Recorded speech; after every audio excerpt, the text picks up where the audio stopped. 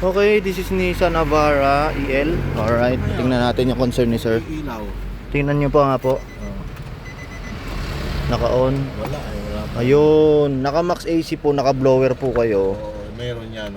May blower, pero ayaw pong umilaw lahat. Ilaw, Okay. medyo kailangan pa mapilat siguro ng konti. Ay, re-referent po natin yung switch po nito. Dito mismo. Opo, yan po. Tatanggalin ko po yan. Papalit ang pyesa. Re-referent ko lang po. Gagana rin po agad. Wala na po. Yan lang po. Yan lang po ang gagalawin ko. Customers always right po. Kayo po masusunod. Hindi, mahirap din po kasi walang aircon. Talaga naman. Pagka may kasama ako mga apo ko. Opo, then ganyan naman po. No fix no pay naman po tayo. Pero possible na papagana ko po yan. Opo. Ngayon, pwede Ngayon ko po. na hintayin. Hintayin nyo na po ngayon. Kakalasing ko na po yan. Sige. Okay, sige po.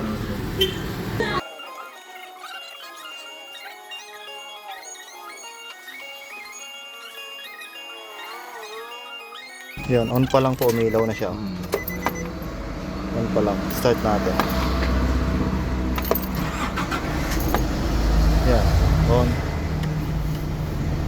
Yan, gana na po. Ang problema po nito nung una, di ba, walang ilaw lahat. May blower pero wala pong ilaw lahat. Hindi tayo papalit ng buong building. Okay na. Alright, once again, Nissan Navara EL.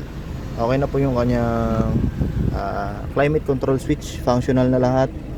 Rear fog, defogger. Yan. Kapag po front tayo, mamamatay yung AC, pwede natin siyang manualin. Okay, kapag naka max AC tayo, pag off mo ng aircon, automatic si AC gagana. Tapos pag nag front tayo, pwede natin kontrolin to.